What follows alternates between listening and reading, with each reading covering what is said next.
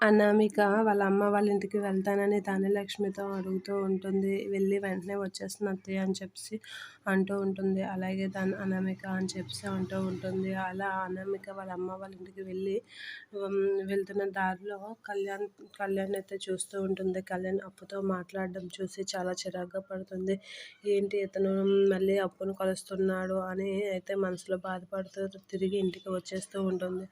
కళ్యాణ్ అయితే అప్పుతో ఇలా అంటూ ఉంటాడు. ఏంటి అనామిక, ఏంటి అప్పు, అనామిక నేను లవ్ చేసి పెళ్లి చేసుకున్నామనే పేరే కానీ తను నన్ను ఏమాత్రం అర్థం చేసుకోలేదు అని బాధపడుతూ ఉంటాడు. ఆ మాటలకు అప్పు అయితే కొంచెం సర్దుకుంటుందిలే, ఎవరైనా అలానే ఆలోచిస్తారు. భర్త కవితలు రాసిన ప్రేమకు ముందున్నట్లుగా ప్రేమించిన తర్వాత ఉండరు కళ్యాణ్.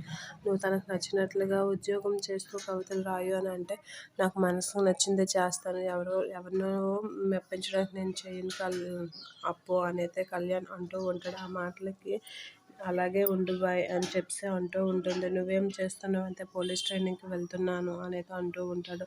నువ్వు అనుకుంది సాధించగలవు అప్పు అని అయితే కళ్యాణ్ అంటూ ఉంటాడు. కళ్యాణ్ అప్పు అలా మాట్లాడుకొని ఎవరింటికి వాళ్ళు వెళ్ళిపోతూ ఉంటారు. అనామిక అయితే మళ్ళీ ఇంటికి వచ్చి ధనలక్ష్మితో తన గురించి చెప్తూ ఉంటుంది. కళ్యాణ్ అప్పుని కలుస్తున్నాడని, తనతో మాట్లాడుతున్నాడని, అది చూసి నాకు నచ్చడం లేదని కూడా చెప్తూ ఉంటుంది ధనలక్ష్మికి. అనామిక